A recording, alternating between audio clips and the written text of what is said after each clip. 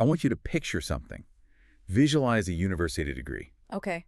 I mean, really see it. That heavy, cream-colored piece of paper. With the embossed seal and everything. Right, the embossed seal, the thick calligraphy, the Latin phrases that, let's be honest, nobody actually understands. Very true. It's the thing your parents, your teachers, basically all of society told you was the golden ticket. The ultimate safety net. Exactly. It represents the middle class. It represents making it. So you have it in your head. I can see it clearly, framed right there on the wall. Now, I want you to visualize that exact same piece of paper just dissolving. Wow. Just fading away, turning into dust. Or maybe glitching out like a digital ghost in the machine, and it's just gone. That is a really haunting image to start us off with. It is. But based on this massive stack of research we have on the desk for this deep dive, it isn't just a metaphor. No, not at all. It's not science fiction either. It is the absolute economic reality of the moment we're living in right now. And it's a reality that's hitting a lot of people very hard. Including me. I mean, it gave me a bit of an existential crisis while I was prepping for this. I don't blame you. Because we are looking at the collision of two massive tectonic forces. On one side, we have the crumbling edifice of traditional education. Specifically, the university degree. Right. Crumbling in the face of the AI revolution. And on the other side, we have a solution that comes from a very unexpected place. Ancient Rome. Yes. Ancient Rome. Specifically, Stoic philosophy. It's such a fascinating juxtaposition, isn't it? Completely. You have this hyper-modern problem. Artificial intelligence rendering human knowledge obsolete at a pace we have never seen in human history. Never. And you have this 2,000-year-old operating system for the mind being proposed as the solution. It's Silicon Valley problems meeting Roman Forum solutions. Exactly. So let's set the stakes for you, the listener, before we get too philosophical. The mission of this deep dive is to explore the stark contrast between the inflating currency of traditional credentials and the sovereign value of true Stoic mindset training. And we're grounding this in some very heavy reading. Right. We are cross-referencing a manifesto titled The Death of Education 2028. Which is every bit as dramatic and provocative as it sounds. Oh, absolutely. And we're pairing that with the cold, hard data from the World Economic Forum's 2026 Global Risks Report. The WEF data really anchors the manifesto's claims. It does. And the central tension here is this brutal truth that millions of students are waking up to. The debt. The massive mortgage-sized debt. They're realizing they might be carrying all that debt for a skill set that a microchip can basically replicate in seconds. Which raises the defining question for our entire discussion. Let's hear it. In an era where the World Economic Forum is listing geo-economic confrontation and AI dominance as top global risks, is that diploma on your wall a safety net? Or is it actually a trap? Is it a trap? I mean, that is a heavy question. It is. I actually want to push back on that immediately, just to play devil's advocate for a second. Go for it. A degree proves you can stick to something for 4 years, right? It proves you have basic social skills, that you can navigate a complex bureaucracy. Calling it a trap just, I don't know, alarmist clickbait from this manifesto. That's a totally fair challenge. And historically, you're right. The degree was primarily a signaling mechanism. A signal to employers. Exactly. It told an employer, I am compliant, I am disciplined, and I have a baseline level of cognitive function. Which used to be enough. It used to be. But the manifesto argues that the cost of that signal has become totally disproportionate to its actual value. Okay, break that down. Think about it.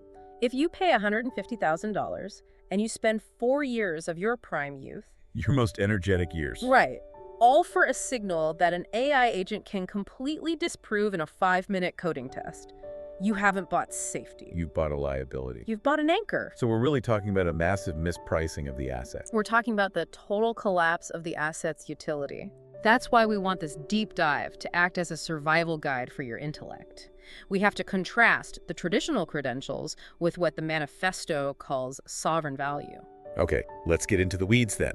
The manifesto talks about the architecture of learning dissolving. Yes. But let's look at the world right now.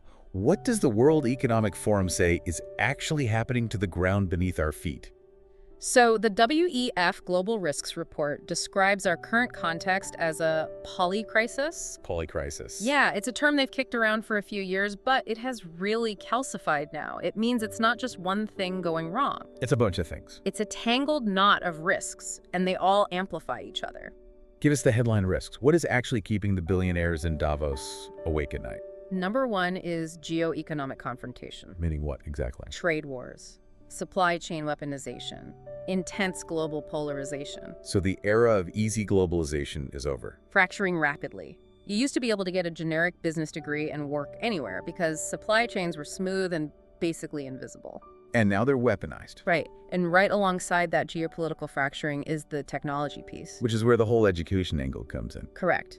The fifth top long-term risk they list is adverse outcomes of AI technologies. Adverse outcomes. Which sounds very clinical and polite, doesn't it? Very WEF, Yeah. very corporate. Exactly. But the report warns specifically of severe labor displacement and massive income inequality. So, robots taking jobs. Yeah. Let's just call a spade a spade. Well, it's a bit more nuanced than physical robots taking jobs. So, It's about intelligence itself becoming a commodity. okay, that's a scary thought. When the cost of intelligence drops to nearly zero, the value of simply memorizing things also drops to zero. That makes sense. And here's the real kicker from the Death of Education manifesto. It cites a statistic that should honestly terrify any university dean of admissions. What's the stat? It says 60% of skills taught in lecture halls are expired the exact moment the student receives the degree. 60%. Six- I just need to wrap my head around that for a second. That is like buying a brand new car, driving it off the lot, and 3 of the wheels immediately fall off. It's actually worse than that. How could it be worse? It's like buying a car, and by the time you drive it off the lot, the roads have been completely replaced with vacuum tubes that only accept flying pods. Oh, wow. Right.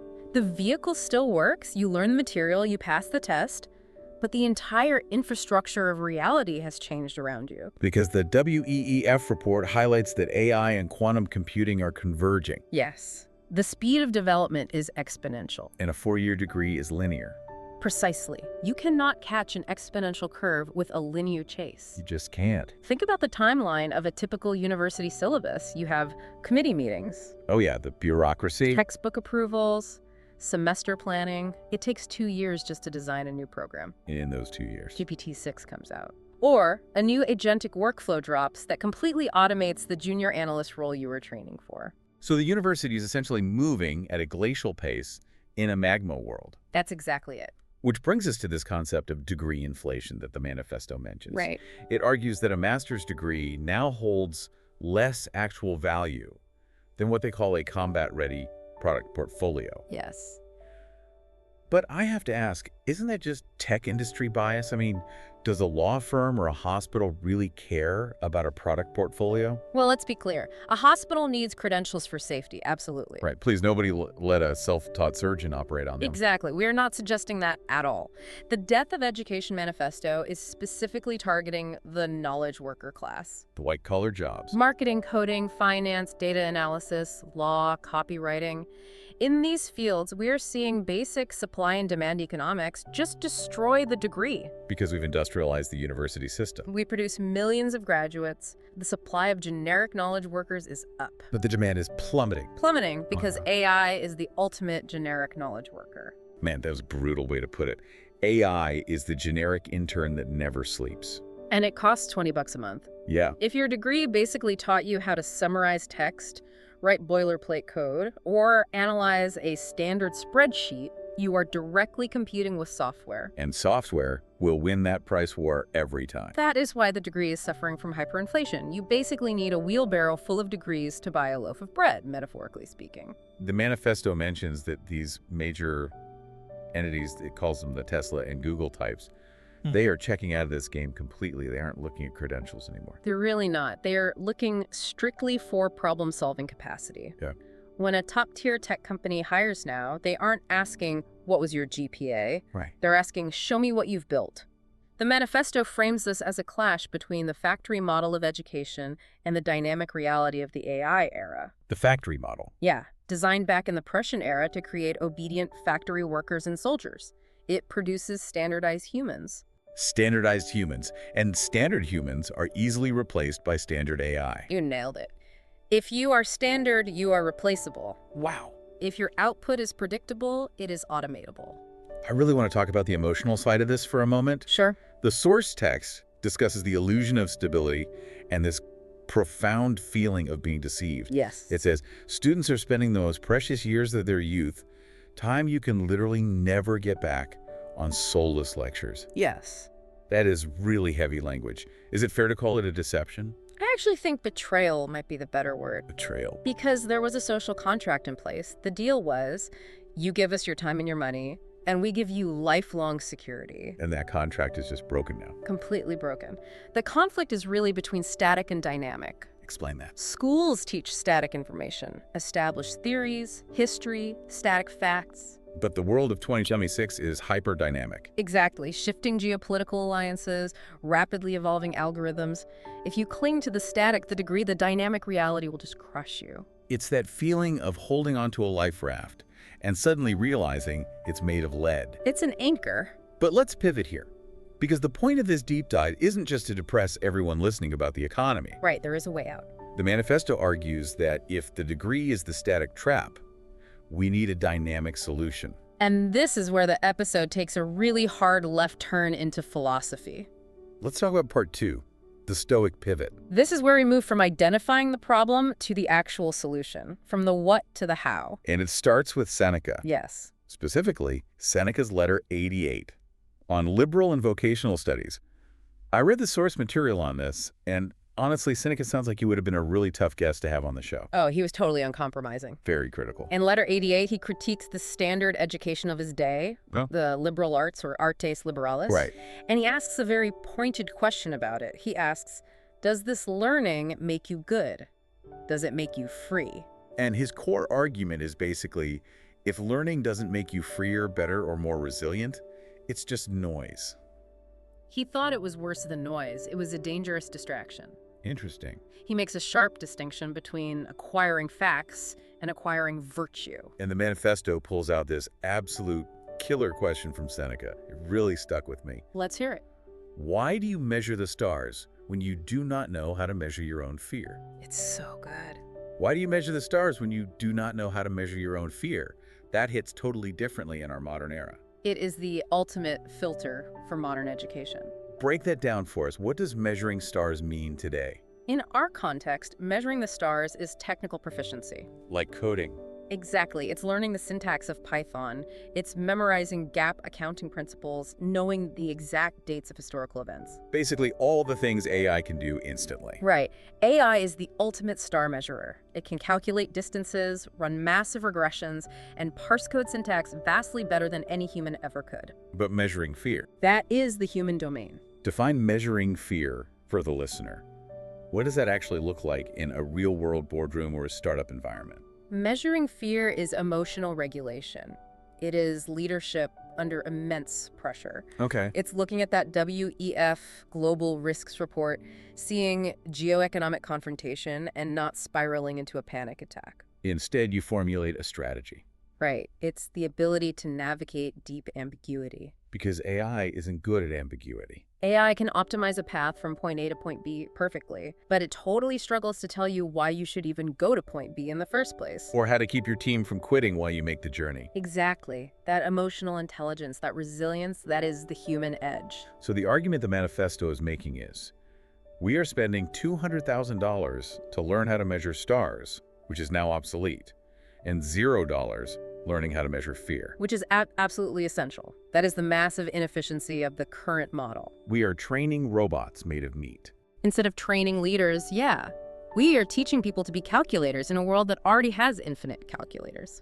This leads us to another heavy hitter mentioned in the text, Epictetus. Yes. Now, Epictetus has a fascinating backstory. He wasn't a wealthy senator or an insider like Seneca. Not at all. Epictetus was actually born a slave. Right. He was lame in one leg, allegedly broken by his master.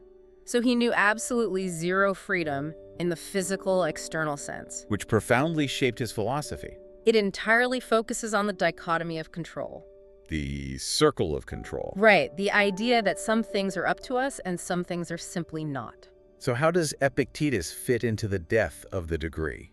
Epictetus would look at the modern university degree and say, that is entirely outside your control. Wait, hold on. How is a degree outside my control? I mean, I study for it, I pay the tuition, I sit for the exams. That feels like it's very much in my control. You control the effort. You control your input. Okay. But the value of that degree, the outcome it produces in the real world, that is determined by the market. It's determined by technological disruption. It's determined by the reputation of your school. Which could be ruined tomorrow. Exactly, by a scandal in the administration that you had absolutely nothing to do with. So if I pin my self-worth on being a Yale graduate or a certified public accountant, I am pinning my happiness and security on something external. And that is the Stoic definition of fragility. Fragility. If the market crashes, or AI makes your specific certification completely worthless overnight, you are destroyed. Because you have outsourced your identity. So what is the internal shift here? What is actually inside the circle of control? Your judgment, your ability to think independently, your adaptability. The manifesto actually says a true Stoic doesn't suffer when their degree loses value. They smile. They smile. Yeah. That seems, I don't know, incredibly arrogant. Or maybe just delusional. Like, oh, I just lost 100 grand in value. Haha. It's not a smile of delusion, though. It's a smile of invulnerability. The invulnerability. They smile because their fortress was never that piece of paper on the wall. Their fortress is their mind. Exactly. They know that no matter what the market does, they still possess the raw ability to learn, to analyze, and to endure. That is the sovereign value we talked about in the intro. It's the difference between having your life savings in a bank that just failed versus having solid gold bars in your own basement. One is completely dependent on a system holding up. And the other is entirely yours. Stoicism is the gold bars in the basement of your mind. I love that analogy. And speaking of sovereignty, we have to talk about Marcus Aurelius, The Roman emperor. the most powerful man in the world at the time. And yet, famously, the most humble. The manifesto cites his personal journal, Meditations, Right. Aurelius opens that book with a long list of gratitudes. giving thanks to everyone who helped him. But he specifically thanks his great-grandfather for not sending him to public schools. He thanks him for providing private tutors instead. He was essentially homeschooling before it was cool. True. But the point the manifesto makes here isn't about aristocracy, right? It's not about being rich enough to afford private tutors. No, it draws a direct modern parallel. It says this is fundamentally about personal sovereignty. Because in the age of AI, everyone listening to this deep dive has access to the ultimate private tutor. The internet. AI agents. Exactly. You literally have Aristotle, Einstein, and the latest coding documentation available at your fingertips. You can have a deep Socratic dialogue with a large language model about quantum physics at 3 in the morning. You don't need the public school of the university system to spoon-feed you information anymore. But here is the challenge, and I think this is the biggest hurdle for most people making this transition. What's that? Marcus Aurelius had insane personal discipline. The manifesto asks a really hard question. Do you have the discipline to learn without a master telling you what to do? That is the crux of it, isn't it? The university system provides structure, it provides fear. Fear of failing grades, fear of disappointing the professor. It's a massive compliance engine. When you remove that external structure, you need serious internal drive. Without Stoic discipline, the freedom of self-learning just becomes scrolling TikTok for 6 hours. It becomes chaos. It becomes, I'll definitely start learning Python tomorrow. Right. It becomes getting totally lost in the algorithm. So the death of education isn't just about physical schools closing down. No, it's about the death of passive education. The future entirely belongs to the active learner. Let's move into part 3, because I want to get really practical here. Let's do it. We've established that the traditional degree is obsolete, and that Stoicism provides the necessary mindset. But what does this actually look like in practice for you, the listener? The manifesto introduces 2 huge concepts here, the sovereign individual and the art of unlearning. Let's start with the sovereign individual, It's moving away from the centralized school model, where everyone sits in rows and learns the exact same thing at the exact same time. like an industrial assembly line. Moving away from that, toward the individual who leverages AI to access wisdom directly and chart their own course. And the text has this great line that I want to highlight. Discipline is the highest form of freedom. It sounds paradoxical at first. It does. Because we usually think of freedom as just doing whatever we want whenever we want. But the Stoics would say that's license, not freedom. What's the difference? If you are a slave to your impulses, if you can't resist your phone or junk food or laziness, you aren't actually free. You're being controlled. If you lack the discipline to wake up and learn a new skill on your own, you are totally dependent on an employer or a school to force you to do it. You are dependent. Exactly. Only the truly disciplined person can walk away from the institution and still grow. And part of that growth, according to the manifesto, isn't just about learning new things.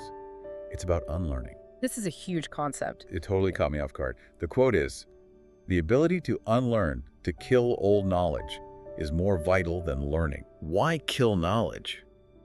That feels so counterintuitive to everything education stands for. Because of the rate of decay. Connect this back to the WEF report for us. If technology and geopolitics change exponentially, your mental models from even 3 years ago are likely completely wrong today. Can you give me a concrete example of that? Sure. Think about search engine optimization, SEO, or even writing code. Okay. 5 years ago, you learned to write content with very specific keyword density to rank on Google. Or you learned to write complex boilerplate code in C++ing. That was highly valued knowledge. It was, but if you cling to those facts today, you fail. Because AI-driven search engines will penalize your keyword stuffing now. And AI agents write that boilerplate code instantly, flawlessly. So the knowledge you had is now a liability. You literally have to kill it in your mind to see the new reality clearly. The expert analysis in the manifesto actually calls this the arrogance of knowing. Yes, the immense danger of the traditional degree is that it convinces you that you are done. I have the certificate, therefore I am an expert forever. Which the manifesto calls intellectual death. Because you stop being curious. You stop being hungry. You think you've arrived at the station, but the station itself has moved. You become rigid. And in a seismic event like the poly crisis we are living through, rigid structures always break. Flexible structures survive. The Stoic approach is that every single day is a blank page. You must be willing to destroy your old assumptions daily. Which is terrifying to do. It really is, to wake up and admit, what I knew yesterday is wrong today. It requires deep humility, which is, again, a core Stoic virtue. Right. It's the active admission that I know nothing, which is the only thing that allows you to learn everything. Okay, so if we're unlearning the old ways and we're abandoning the piece of paper, what are we replacing the degree with? The manifesto proposes a new degree. They call it the product portfolio. This is the really practical advice segment of the text. The source strongly suggests, instead of spending 4 years studying for a degree, spend 4 months building a real product. 4 months versus 4 years. That is a massive time save. But what does a product portfolio look like? The text highlights the concept of the combat portfolio. Combat portfolio. I really like that term. It sounds aggressive. It's definitely meant to be. It implies that your true value in the market is defined by what you create, not simply by what you know. Because knowledge is just potential energy. Right. In the trenches of the modern economy, creation is kinetic energy. Employers want kinetic energy. But practically speaking, let me play devil's advocate again. How does a 19-year-old build a product? They don't have venture capital. They don't have a dev team. But they have AI. That's the entire point. Wow. The cost of creation has absolutely collapsed to zero. So they leverage the tech. You can code an app, write a book, launch a newsletter, or build a global drop shipping brand using AI agents for almost zero cost. The barrier isn't money anymore. The barrier is purely initiative. The manifesto also warns against what it calls the white-collar slave trap. This is crucial. It says, don't let student debt and empty theories trap you in a life of servitude. That goes straight back to the financial aspect of the degree. If you are $100,000 in debt, you cannot take risks. You're paralyzed. You cannot quit a toxic job to build a startup. You cannot pivot easily when your industry gets automated. You are chained to the paycheck just to service the massive debt. Exactly. So the manifesto urges you, use AI to master a specific tool in 4 weeks. Build something real. That creation is your new credential. So if I'm a hiring manager at a tech firm, Yeah. and I see candidate A who has a generic 4-year marketing degree, Okay. and then I see candidate B who has no degree, but they built a profitable e-commerce store from scratch using AI. You hire candidate B every single time. Without hesitation. Candidate A only knows the theory of marketing. Candidate B has actual combat experience in marketing. Candidate B has measured fear. While candidate A has only measured stars, candidate B has solved messy, real-world problems that simply weren't in the textbook. That really brings it full circle. It does. Okay, we've talked about the macroeconomy, the philosophy, and the practical application. Yeah. But I want to spend our remaining time on the mental game. Because the WEF report mentions misinformation and disinformation as the second highest short-term risk globally. It's a massive threat. Which brings us to part 4 of our deep dive, the fortress of the mind. This is arguably the most vital part of the Stoic mindset in 2026. If the world is flooded with fake news, deep fakes, and AI-generated noise, which the WEF explicitly says it is, then your mind needs a filter. A very strong firewall. Yes. And a Stoic handles this by using their own brain as the ultimate filter. The manifesto says, do not accept truth simply because an expert or a professor says it. Which goes against literally everything we are taught in the traditional school system. Totally. In school, if the professor says it, it's on the test and therefore is the absolute truth. Right. School teaches compliance. And what does Stoicism teach? Critical interrogation. Is this true? How do I actually know this? What is the underlying source? In an age of infinite misinformation, that level of skepticism is a baseline survival trait. You have to treat every single piece of incoming information like a potential computer virus until you can verify it. The manifesto also references Seneca's concept of minimalism here. It says, poverty of will is worse than poverty of assets. This translates today into digital minimalism. Explain that. We are absolutely drowning in information, what the text calls trash information. Yeah. To find stillness amidst that endless flood is a modern superpower. You cannot build a fortress of the mind if you just leave the drawbridge down all day. If you let every TikTok trend, every panic-inducing headline, and every bot swarm march right into your cerebral cortex. You have to pull up the drawbridge. You have to aggressively guard your attention. Because attention is the primary currency of the sovereign individual. If you don't control your attention, someone else definitely does. And usually, that someone else is an algorithm specifically designed to make you angry or afraid, because that drives engagement. The source text adopts this persona near the end. It calls itself the Stoic Oracle. It's a bit mysterious. It is, but it calls for a great secession from the old system. It's very dramatic language, but the underlying point is incredibly valid. It talks about intellectual property. But not in the legal sense of patents and copyrights. No, in the literal sense. Owning your own mind. Owning your thoughts. Not just leasing them from a cable news channel or a university syllabus. Correct. And the manifesto makes a profoundly powerful point here. Wealth can be confiscated. Right. The WEF talks about tariffs and economic downturns. Your 401k can drop by half in a day. Your reputation can be ruined globally by a single deepfake. But the virtue and wisdom inside your mind, That is untouchable. it's the ultimate asset, the one thing that literally cannot be hacked. It's the only thing that is truly yours. In Stoicism, this is called the ruling faculty, or the The hegemonicon. ruling faculty. No tyrant, no market crash, and no artificial intelligence can ever touch your reasoned choice. You could be in prison, you could be completely broke, but your mind remains free. Exactly. Wow. Okay, we have covered a massive amount of ground in this deep dive. We really have. We've gone from the WAF boardrooms in Davos to the ancient stoas of Rome, and then straight into the coding trenches of the future. It's a lot to process. Let's try to synthesize this and bring it all together for you listening. Let's do it. We started with the premise that the traditional university degree is rapidly becoming a digital ghost. Supported by the WEF data showing a world of geo-economic instability. And an AI disruption curve that moves way faster than any university curriculum could ever hope to match. Right. And we identified that the massive gap left by the fading degree isn't going to be filled by more rote technical training. Because AI already does that better than we do. It's filled by the hard, soft skills of Stoicism.